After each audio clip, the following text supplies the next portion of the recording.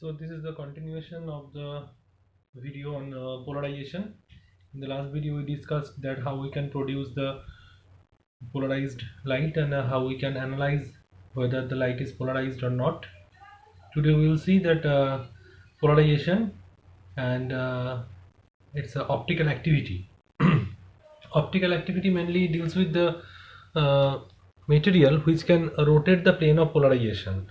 In the last video we discussed that suppose I am having some unpolarized light in a particular direction, and suppose this be the uh, this particular is the tourmaline crystal, and this is the optic axis, where the optic axis is exactly uh, placed perpendicular to the direction of the propagation of the light. And now what we are doing, we are creating the plane polarized light passing through the tourmaline crystal. And what will be the plane of polarization? The plane of vibration of the polarized light will be confined in a particular plane, that will be called plane of vibration, and one imaginary plane which is perpendicular to the plane of vibration will be called plane of polarization. Now certain materials are available in the nature which can rotate or change the direction of this plane of polarization, and when light is passing through, or plane polarized light is passing through this medium, it can change its polarization or plane of polarization. Then what will happen, suppose I am having some plane polarized light like that, and it is now traveling through the medium which is optically active, and passing through the medium it will still remain plane polarized, but there will be a little rotation in the direction of the vibration of the rays. So what is happening actually, that this is the optical activity which can rotate the plane of polarization, and if the material is made in such a way that it will rotate the plane of polarization towards right, then it will be called praxetorotatory. And some example of that is quartz crystal, cane sugar, etc. And if there are if the material or optically active material rotating the plane of polarization towards left, then it will be called levorotatory. And this levorotatory example of that will be some quartz crystal, fruit sugar, etc.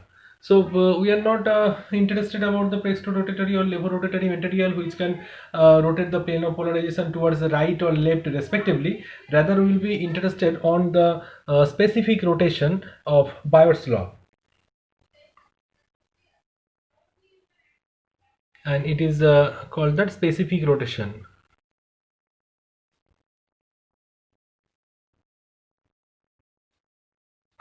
What is specific rotation, and with the help of that what we can achieve?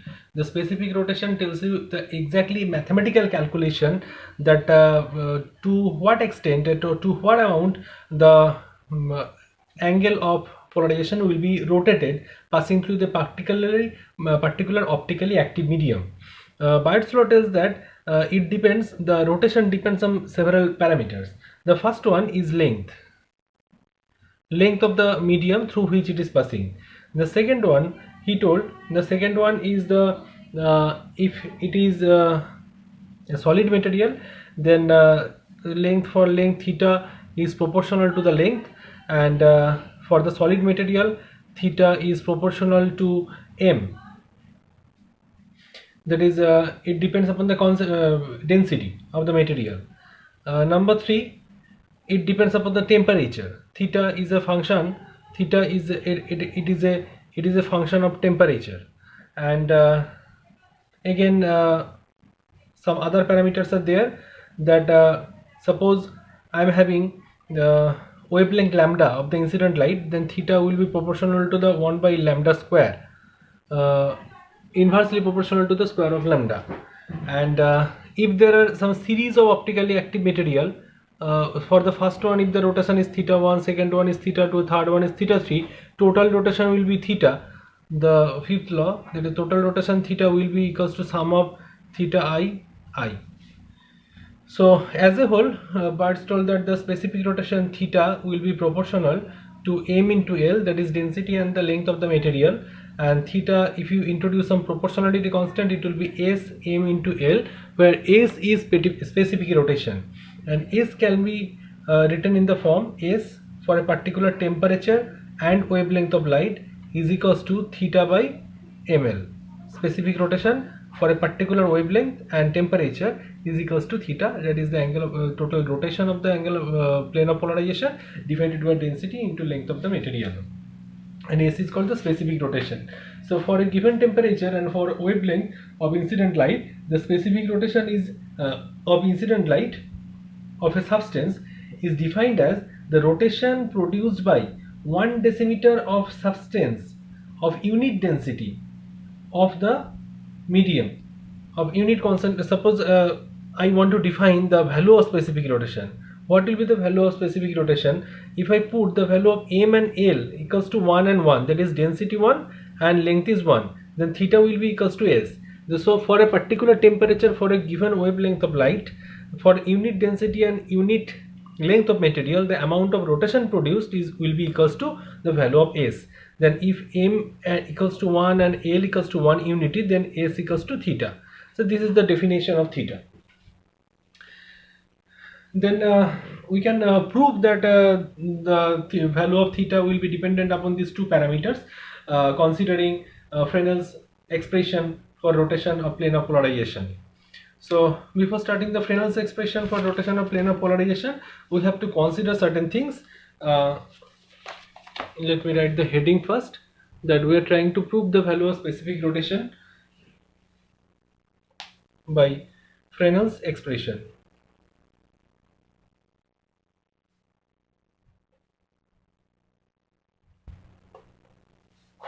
First, what we are considering that let a plane polarized light is vibrating along the y prime axis and is incident on the active substance, and say quartz or tourmaline or nickel prism, anything, and it is given by the expression of the wave is given by y equals to twice a cos of omega t.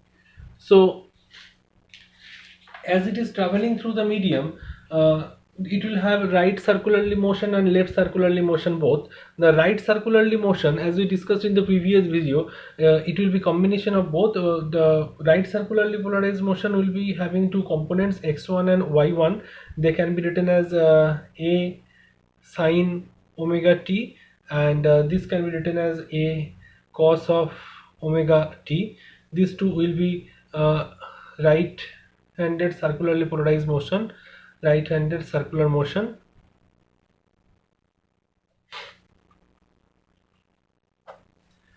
and we will have two components similar to that, x2 and y2. This will be equals to minus of a sine omega t, and y2 will be equals to a cos of omega t. This will have left-handed circular motion. Combination of these two is producing the circularly polarized light. Be careful about the fact that if you add these two y components, I am getting back the previous equation, y resultant y equals to twice a cos omega t. Y is not changing its sign, but while x is changing its sign. Why x is changing its sign? Because one is left-handed circularly polarized light, another is right-handed circularly polarized light. So the x component will change its value, but y component is the direction of propagation, it is not changing its value. So you can consider that x1 plus x2, that will be equals to x equals to 0 always, because of two opposite motions, but y equals to y1 plus y2 is giving you the previous result, twice a cos of omega t, what we considered. Now consider it is traveling, the two rays are traveling through one medium. The medium is quartz or anything, it is traveling through the medium, and the left-handed circularly polarized light and right-handed circularly polarized light, because of their different velocities or different refracting index of the medium, they are having some retardation. That is, one is moving faster than the other, and because of this different in geometrical path, it will produce different optical path, and different optical path difference will introduce to some phase difference. So let us consider the left-handed circularly polarized light and right-handed circularly polarized light, after moving through any optically active medium, is introducing the phase difference of phi. This is the phase difference. So if it is introducing some phase difference of phi, the new rays will be characterized as x1 prime equals to a sine, from this one, a sine omega t plus phi, and the y component will be equals to y1 prime equals to a cos of omega t plus phi. Addition in phase, this is right-handed circularly polarized light. Similarly, left-handed circularly polarized light y2 prime, this will be minus of, as previous, minus of a sine omega t, and this will be y2 prime, this will be equals to a cos of omega t. Okay, as previous.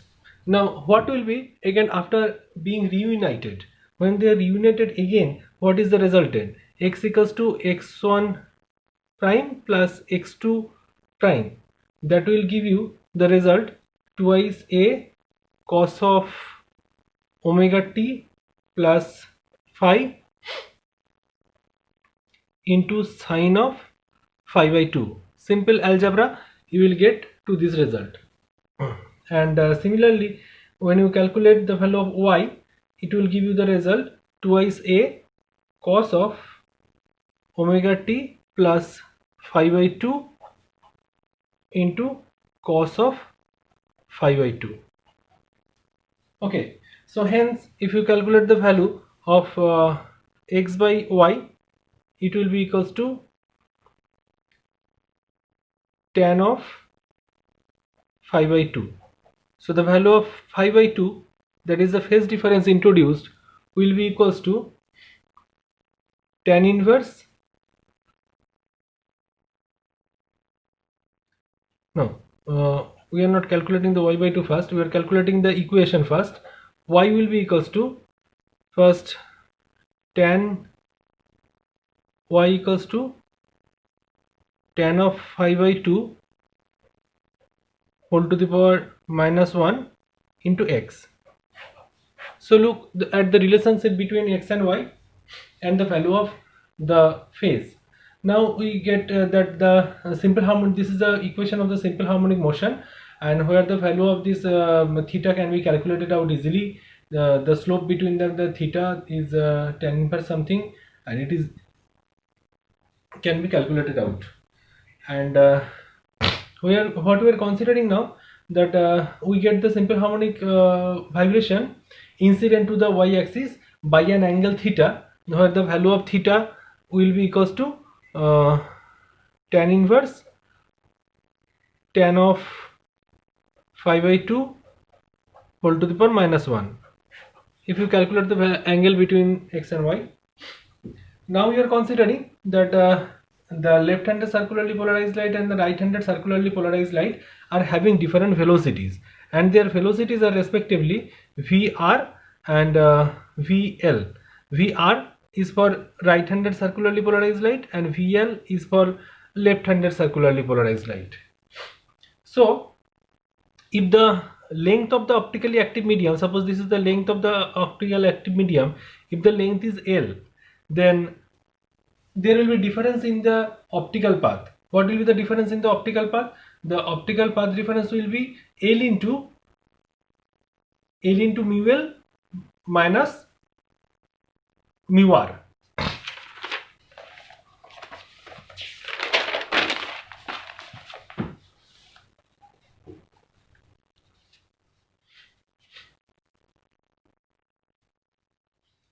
So path difference we can write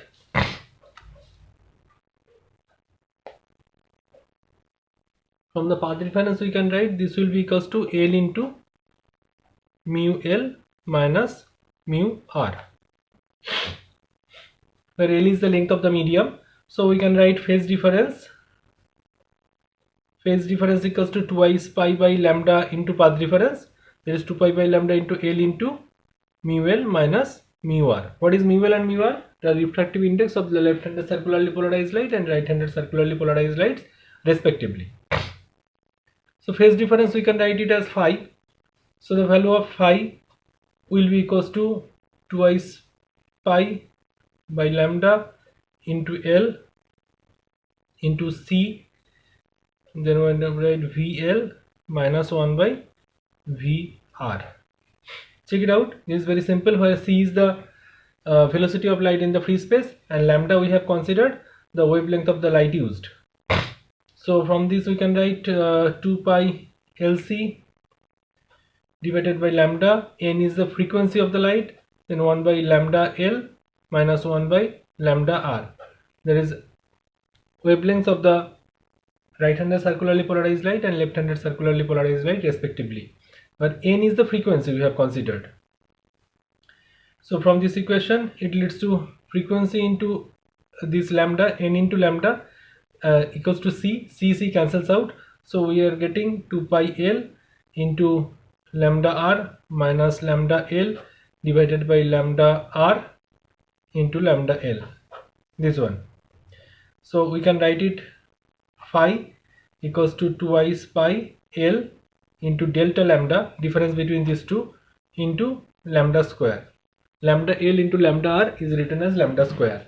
So can we say that the phase, it is equals to some constant into 1 by lambda square, that is phi, that will be proportional to 1 by lambda square, some constant into L is a variable quantity, L by lambda square, so it is proportional to 1 by lambda square, and phi is proportional to L. So what it was told in case of Barre's law, that specific rotation is optical activity, or the angle of rotation is proportional to the length of the optically active medium, and inversely proportional to the square of the wavelength of the light used. Then comes the Faraday effect.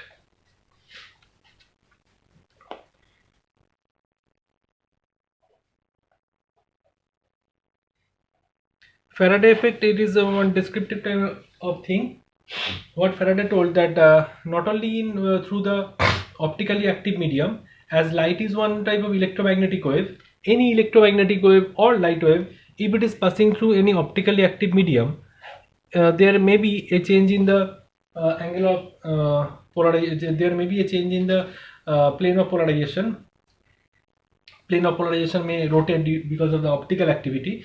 And what Faraday told, that not only this thing, this rotation theta, this will be equals to V into H into L, that it is dependent, as it was told in case of Barre's law, that it is proportional to the length of the optically active medium. Not only that, it is multiplied by some constant, V is a constant, and H, it is proportional to the magnetic field.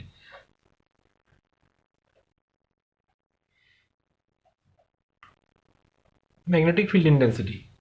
So not only the length of the light used, length of the optically active medium or wavelength of the light used, it is also a parameter of H, that is the intensity of external magnetic field applied on this whole experiment, if the electromagnetic light is propagating through one optically active medium. And there Faraday gave some results or characteristics of the Faraday experiment. There are mainly three characteristics. Once he told that the rotation of the plane of polarization is found to be greatest when light travels along the lines of the face of the magnetic field. That is what he told actually.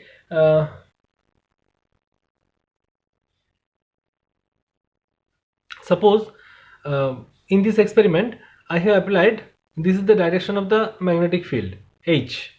So he told, when the vibration or the electromagnetic wave is just perpendicular to H, or in contrary you can consider the direction of propagation. Direction of propagation of light is parallel to the H applied, then it is the rotation is maximum. And when it is perpendicular to the H, then H has no effect on the rotation of plane of polarization. So in lucid language we can say it like that, that the rotation is maximum influenced when it is going parallel to the direction of H, and the rotation is not at all affected when the propagation or direction of propagation of the light is perpendicular to the direction of the magnetic field. Number two characteristics, we told that if the current flows clockwise direction through the electromagnet, then the rotation of plane of polarization is also clockwise or right-handed. That is, if the light flows the clockwise or right-handed like that, this is clockwise direction. If the current flows clockwise direction through the electromagnet, if suppose I am used on electromagnet in this whole experiment, and this is the direction of current flowing in the electromagnet, this is a right-handed flow, then the rotation will be also towards right direction, and vice versa. And number 3, what he told, suppose in case of I'm using any light beam is going through any glass plate or something. Suppose I have used one glass plate, and only magnetic field is applied. This is not optically active medium, this is plain glass. Any plain glass plate, light is flowing through it, and light is moving in a particular direction. This is the direction of propagation. Only one magnetic field H is applied, and for that I am calculating the amount of rotation. And according to Faraday, that light is going in this direction, and if it is being reflected and coming back again and traveling through the medium, then the rotation is doubled. That when it is traveling in this direction, suppose it is having some rotation of theta, coming back it will have again the rotation of theta. So as a whole, total rotation will be 2 theta, that is rotation is doubled. But instead of this glass plate, if you use one optically active medium, then the resultant rotation will be 0. Why? Because in the optical active medium, if the movement or direction of rotation is towards right hand side while going, and it will be towards left hand side while coming back, so the resultant will be theta minus theta, that is equals to 0.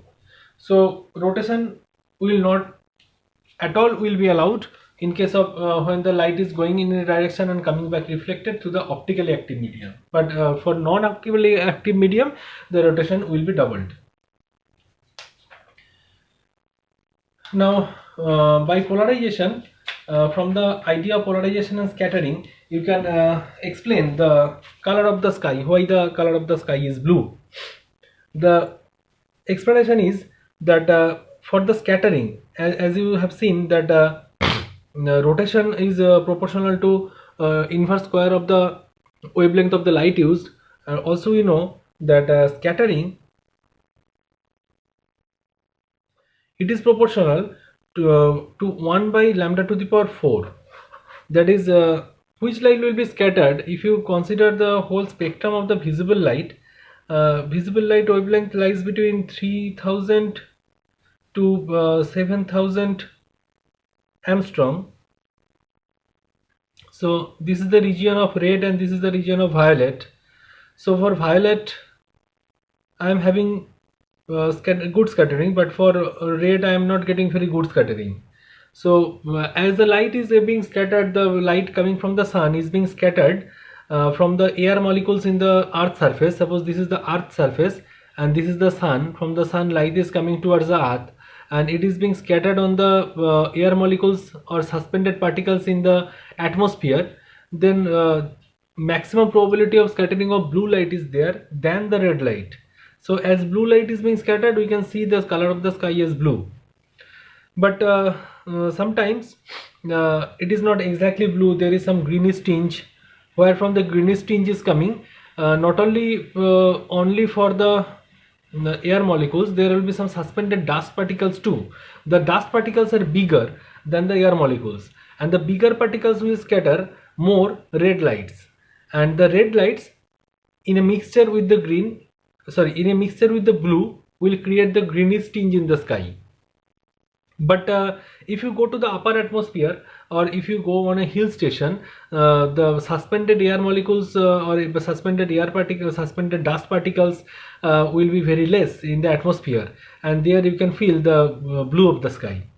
And otherwise, if you see during the sunset and during the sunrise, the sky is not blue, this is reddish. Why? Because suppose this is our planet and this is our atmosphere. At the time of sunset or sunrise, light comes diagonally, like in this direction. So most of the light is passing through the lower atmosphere. Through the lower atmosphere, it is traveling maximum to the lower atmosphere, and it is being scattered from the dust particles more than the air molecules, as the dust particles will be more in the lower atmosphere.